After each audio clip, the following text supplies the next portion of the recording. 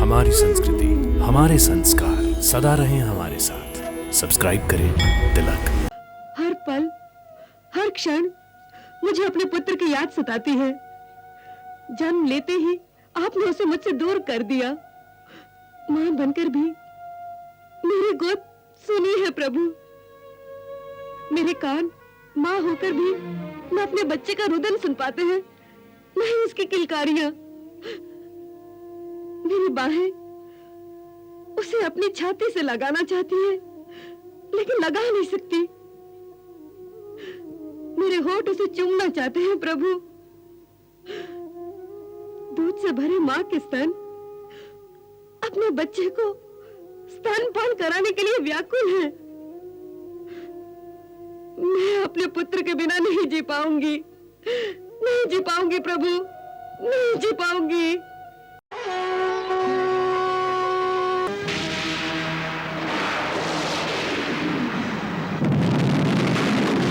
आप मुझसे छल कर रही है गंगा मैया। ये छल नहीं है वत्स, माँ की ममता अपनी संतान की रक्षा कर रही है।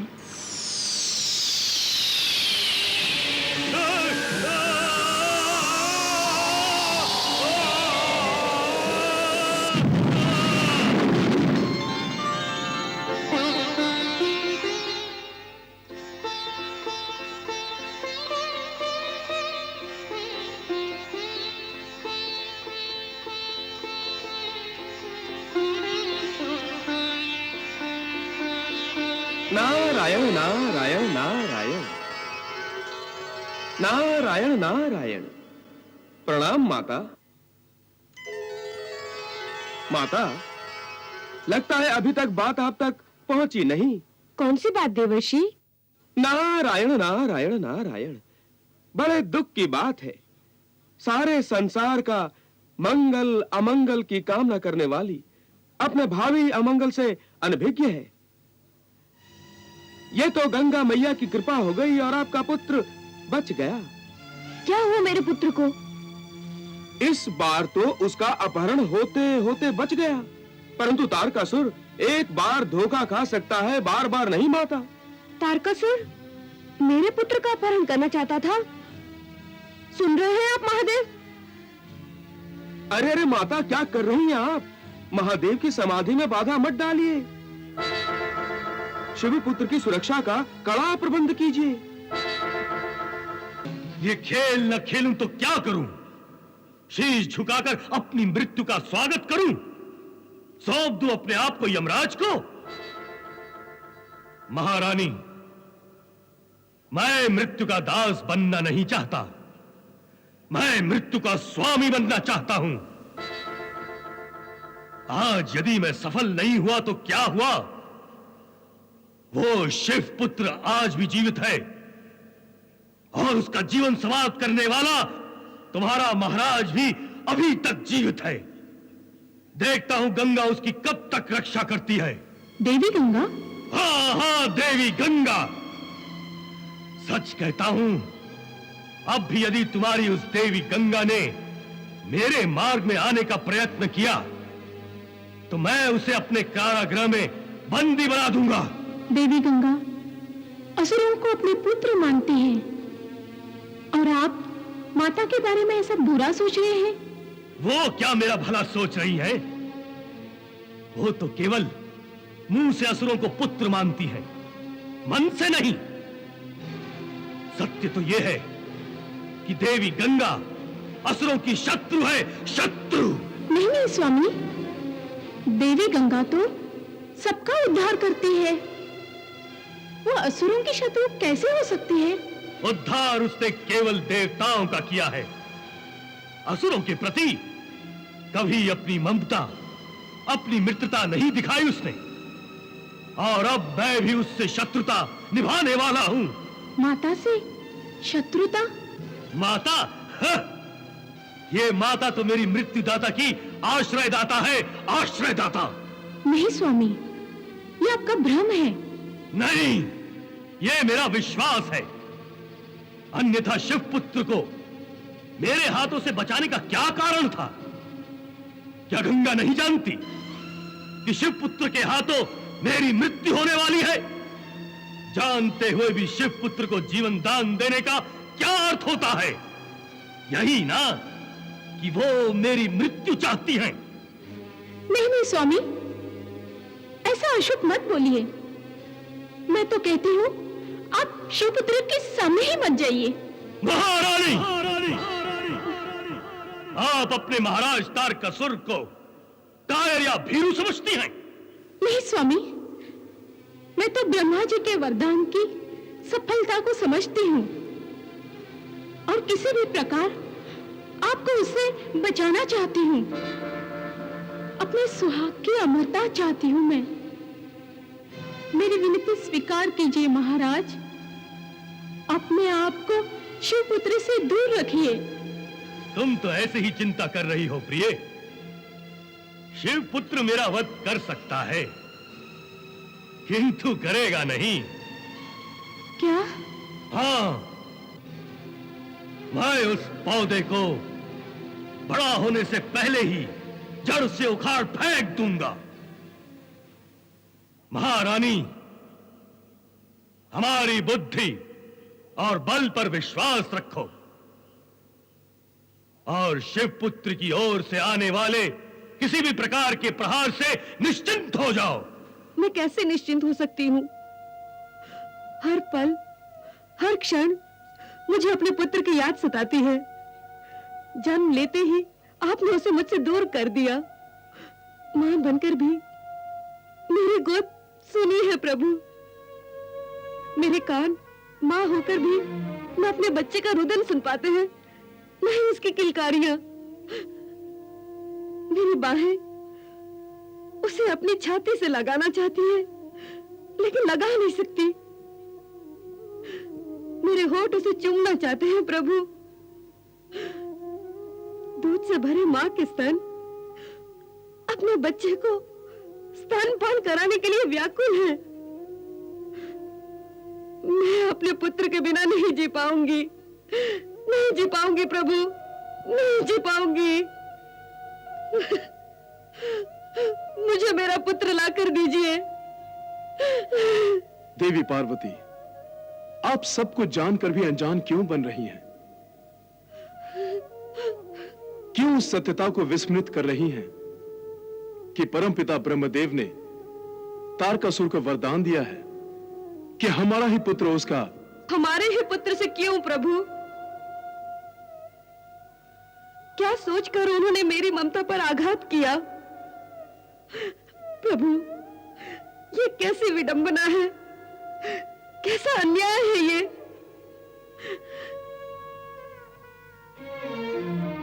मुझ पर दया कीजिए प्रभु, मेरी ममता पर तरस खाइए। मुझे मेरा पुत्र लाकर दीजिए प्रभु, अभी इसी समय, अन्यथा मुझे प्राण रहित समझिए। तो ठीक है देवी, मैं अभी सूर्यगंगा जाकर आपके प्रिय पुत्र को लेकर आता हूं। महादेव, ये आप क्या करने जा रहे हैं महादेव? ब्रह्मदेव, देवी पार्वती चाहती है कि आप सत्य में ही भोलेनाथ हैं। देवी पार्वती ने भावनाओं में आकर कुछ कह दिया और आप मान गए। देवी पार्वती का मन तो इस समय मातृ प्रेम और पुत्र मोह में फंसा हुआ है। इनका ध्यान सृष्टि के उन सभी पुत्रों पर है ही नहीं जो तारकासुर के हाथों मारे जाएंगे। उन माताओं की व्यथा भी नहीं देख पा रही हैं कि जिनकी गोदें सूनी हो जाएंगी। परंतु परमपिता, आपने ऐसा वरदान दिया ही क्यों? मैं वरदान देता हूं तपस्वी की तपस्या पर प्रसन्न होकर, किंतु जगत कल्याण से विमुख कभी नहीं होता। देवी पार्वती, यह आप कैसे भूल रही हैं कि दूसरों की भलाई में ही अपनी भलाई छिपी होती है। क्षमा कीजिए परमपिता, किंतु मुझे अपने पुत्र को अपने से दूर रखने में कोई भलाई दिखाई नहीं देती। आप भगवान शिव को सुरगंगा जाकर हमारे पुत्र को लाने दीजिए। आप कैसी मां हैं देवी, जो अपने पुत्र की सुरक्षा नहीं चाहती? कैसी मां हैं आप, जो अपनी संतान का कल्याण नहीं चाहती, उसका जीवन नहीं चाहती?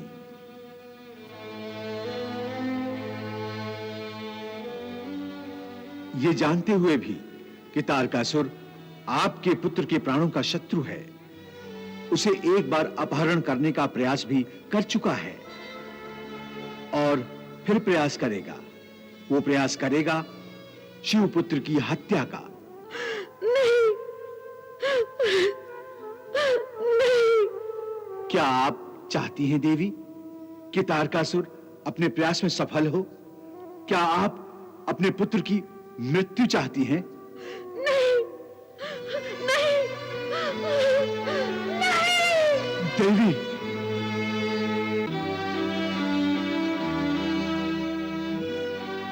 नारायण नारायण नारायण। प्रणाम परमपिता, प्रणाम भोलेनाथ। कल्याणमस्तु। धन्य है आप प्रभु, धन्य है। सब कुछ जानते हुए भी माता पार्वती की सांत्वना के लिए कैसे तैयार हो गए आप सुरगंगा जाने के लिए? मेरे वरदान की सफलता का श्रेय महादेव को ही जाने वाला है वत्स। परंतु नारायण नारायण, एक प्रार्थना करने को बहुत दिनों से मन कर रहा था परमपिता। यदि आप क्षमा कर दें तो। कहो वत्स।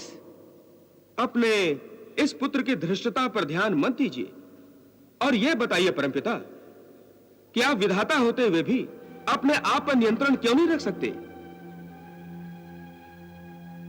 ये मेरा वत्स मुझसे पूछ रहा है या एक देवर्षि ब्रह्मा से पूछ रहा है? देवर्षि भला ब्रह्मा से कुछ पूछने का दुस्साहस कर सकता है? यह जानते हुए भी कि ब्रह्मदेव सदा कल्याण में लगे रहते हैं, सदा प्रसन्न रहते हैं, सदा वरदान देते हैं, कभी किसी पर क्रोध नहीं करते, कभी किसी को शाप नहीं देते। मैं सत्य कह रहा हूं ना परमपिता? नारद अपनी सीमा जानता है, परंतु पुत्र नारद अपनी जिज्ञासा को शांत करने के लिए प्रश्न पूछ सकता है। पूछ सकता है ना परमपिता? नारायण नारायण नारायण नारायण। आपकी वात्सल्य भरी मुस्कान ने मेरे सारे प्रश्नों के उत्तर दे दिए हैं। किंतु फिर किंतु? महादेव, कोई पूछ नहीं सकता इनसे, अथवा कोई प्रश्न पूछने का साहस नहीं कर सकता कि अपनी प्रसन्नता पर नियंत्रण क्यों नहीं रख सकते? क्यों वरदान देने पर बड़े उतावले हो जाते हैं? वरदान ये देते हैं और उसका परिणाम आपको और भगवान विष्णु को संभालना पड़ता है। पिताश्री, आगे से वरदान देने से पहले तनिक सोच विचार कर लिया कीजिए। सुझाव के लिए धन्यवाद वत्स नारद, किंतु इस ब्रह्मदेव के हाथ बंधे हुए हैं। ये क्या कह रहे हैं आप?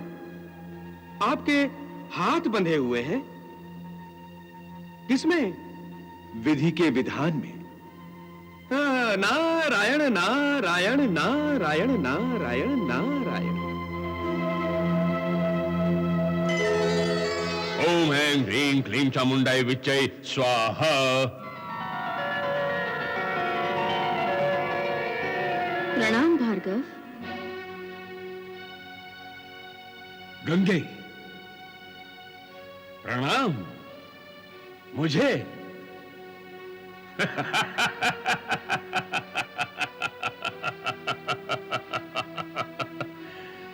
ऐसा क्या काम आ पड़ा गंगे, जो पहले तो आप मेरे आश्रम में पधारी और फिर मुझे प्रणाम? आपके दिल में क्या है देवी? मैं बिना सोचे बिना समझे आपके इस प्रश्न का उत्तर हाँ में देने के लिए बड़ा तत्पर हूं। बड़ी कृपा आपकी भार्गव, आप सचमुच महान हैं। अपनी मृत्यु पर तो आपने शिवजी के आशीर्वाद से विजय पा ली है, किंतु अब आपके आशीर्वाद से तारकासुर भी मृत्यु पर विजय पाना चाहता है। मेरा आपको प्रणाम करने का ये कारण अनुपयुक्त नहीं। ओह, तो आज आपकी चित्त वृत्ति मेरा उपहास करने की है। नहीं भार्गव, मैं तो चाहती हूँ आप अपने तपोबल का, अपनी तपस्या का उपहास न उड़ाएं। आप तारकासुर के गुरु हैं, तो क्या उसे योग्य दिशा दिखाना, उसका मार्गदर्शन करना, उसे उचित अनुचित समझाना आपका कर्तव्य और आपका धर्म नहीं? गंगे, तुम मुझ आचार्य को मेरा कर्तव्य और मेरा धर्म समझाने आई हो। बहुत बहुत धन्यवाद देवी।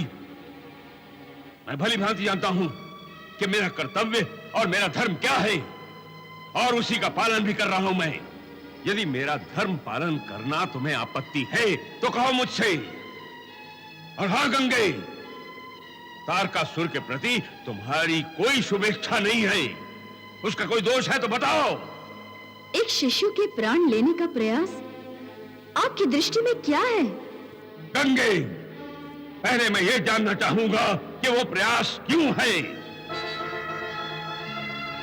और यदि वो प्रयास नहीं किया गया तो उसका परिणाम किसे भुगतना पड़ेगा? तुम समझ रही हो ना गंगे, समझ रही हो ना? वो शिशु तारकासुर के प्राणों का शत्रु होने जा रहा है, तो क्या तारकासुर अपने प्राणों की रक्षा करने का प्रयास नहीं करेगा? यही कहना चाहती हो तुम? प्राणों की रक्षा भी कभी होती है भार्गव। अपने जैसे वरदान पाए लोगों को मत गिनो। कितने हैं जो इस संसार में सदा अपने प्राणों की रक्षा कर सकते हैं और मृत्यु को प्राप्त नहीं होते? अब आपको मुझे समझाने की आवश्यकता है क्या कि सृष्टि नाशवान है? जो भी जन्मा है, जो भी उत्पन्न हुआ है इस सृष्टि में, वो मरेगा ही, उसका नाश होना ही है। क्या तारकासुर इसका उपवाद हो सकता है? नहीं ना। आज नहीं तो कल मृत्यु के अधीन तो होना ही है उसे। तो फिर वो मृत्यु को अपने अधीन करने का व्यर्थ प्रयास क्यों कर रहा है? अच्छा, तो तारकासुर के इस प्रयास ने तुम्हें विचलित किया है? मैं विचलित नहीं, चिंतित हूं भार्गव। मैं चाहती हूं सृष्टि में प्रेम, भक्ति और मित्रता का सूर्योदय हो और द्वेष तथा शत्रुता की रात्रि सदा के लिए नष्ट हो जाए। मैं तुम्हारी इस बात से पूरी तरह से सहमत हूं गंगे, पूरी तरह से सहमत हूं। तुम शिवपुत्र तारकासुर को सौंप दो, फिर मैं तुम्हें दिखाता हूं असुरों की भक्ति, असुरों का प्रेम और असुरों की मित्रता का उदय होता और चमकता सूर्य। भार्गव, गंगे, यदि तुमने शिवपुत्र तारकासुर को नहीं सौंपा, जो मैं नहीं सौंपूंगी, किसी भी दशा में नहीं सौंपूंगी, मैं तारकासुर की अभिलाषा कभी पूरी नहीं होने दूंगी। उसके मार्ग का सबसे बड़ा कांटा मैं हूं। मैं उसे शिवपुत्र के पास भी नहीं फटकने दूंगी। तो ठीक है गंगे, तुम अपना प्रयास करो और मैं अपने तपोबल का प्रयोग करता हूं। देखते हैं शिवपुत्र बचता है या तारकासुर अपनी मृत्यु पर विजय पाता है। मुझे तुम पर दया आती है भार्गव। कितनी तपस्या करते हो, कितने कष्ट देते हो अपने शरीर को, तब जाकर तपोबल अर्जित करते हो, और उस तपोबल को ऐसे दांव पर लगा देते हो जैसे ये तुम्हारा अर्जित तपोबल नहीं, किसी अन्य का है। फिर से सोच लो भार्गव, व्यर्थ ही तुम्हारा तपोबल नष्ट हो जाएगा तो क्या करोगे? मैं फिर से तपस्या करूंगा, मैं फिर से तपोबल अर्जित करूंगा, समझी? तुम्हारा कल्याण हो वत्स।